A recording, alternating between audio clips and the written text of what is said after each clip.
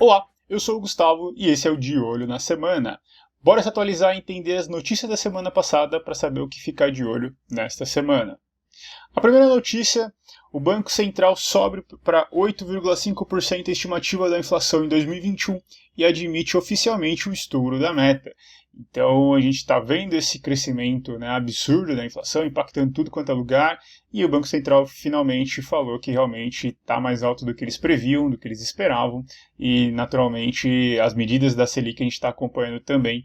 A gente está até vendo que eles vão ter um aumento mais agudo para dar uma freada na inflação.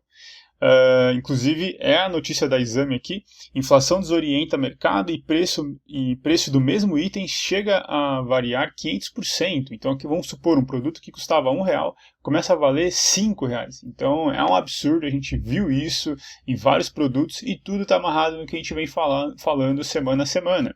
O combustível está caro, o dólar está alto, né? Então dólar alto, combustível caro, que é toda a nossa logística amarrado ao transporte de caminhão, os alimentos ficam também muito caros.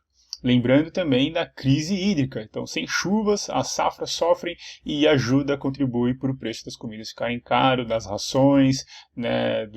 Tudo em cadeia, acaba ficando tudo muito mais caro.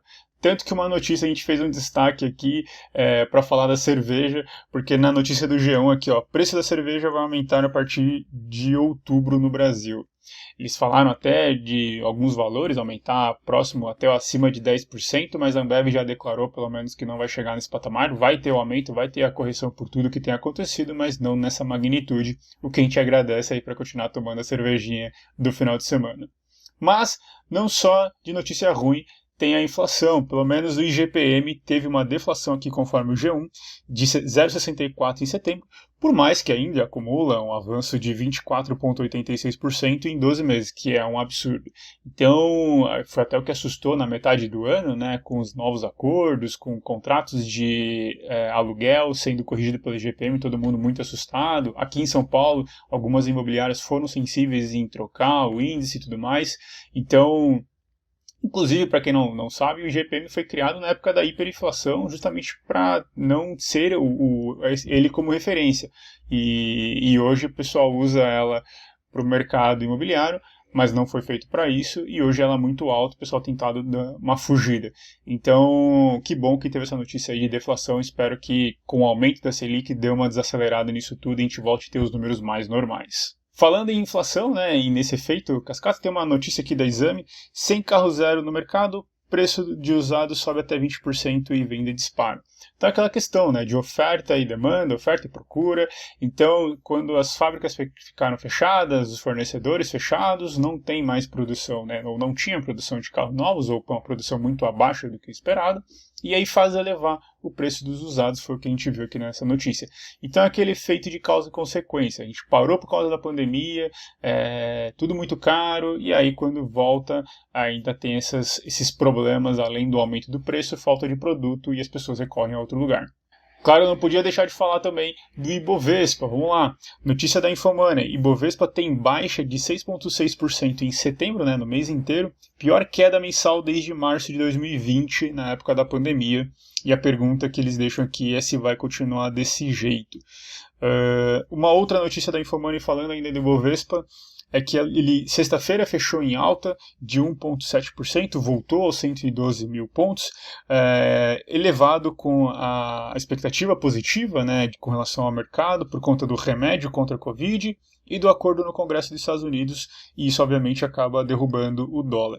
Então, os Estados Unidos estava falando sobre dívida pública, rolou uns assuntos de calote e tudo mais, então rolou um acordo ali no Congresso, e claro, tudo que vem de notícia sobre pandemia positiva deixa o pessoal alegre, porque significa que as coisas vão voltar a vender, a normalidade, então isso deixa o pessoal positivo e eleva a bolsa. Tá? Tanto que a outra notícia aqui do G1, dólar fecha a 5,44 e termina setembro com avanço superior a 5%.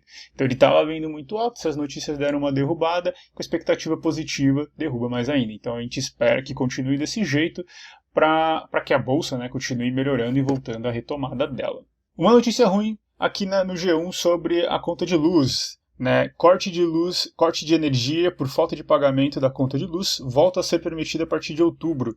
Então, por conta da pandemia, né, no Covid, eles tinham proibido o corte, né, porque as pessoas estavam em situações mais vulneráveis, e agora, com as coisas normalizando, pode voltar a cortar. Então, é uma prioridade colocar ali no seu orçamento na ponta do lápis, evitar esquecer ou evitar não conseguir pagar, né, dar aquela organizada para poder evitar o corte que agora está sendo permitido. Tá? E aí, falando de organização financeira, uma notícia muito legal aqui no Valor Invest, o Febraban vai lançar esse ano uma plataforma gratuita de educação financeira, muito legal. O Febraban, que já está envolvido em vários outros projetos de educação financeira, tanto o caderno que a gente já falou no Insta, a gente já viu apostilas de educação financeira com participação deles, então muito legal a gente ver que cada vez mais estão desenvolvendo para que justamente as pessoas falem mais, se organizem melhor e saiam desse perrengue aí que infelizmente a gente sabe que é a maioria dos brasileiros. Então, parabéns aí, Febraban, pela atitude. Para encerrar aqui então, notícia sobre o Pix, não muito agradável. Suno Notícia, Pix falando, os bancos poderão bloquear os recursos por 72 horas em caso de suspeita de fraude. Então a medida foi até instituída pelo Banco Central e entra em vigor a partir de 16 de novembro. Então, caso avalie ser suspeita, os bancos poderão bloquear esse Pix. Indo naquela que a gente já tem falado aqui, batendo na tecla, medidas de segurança por conta da onda de ataque ao Pix das pessoas.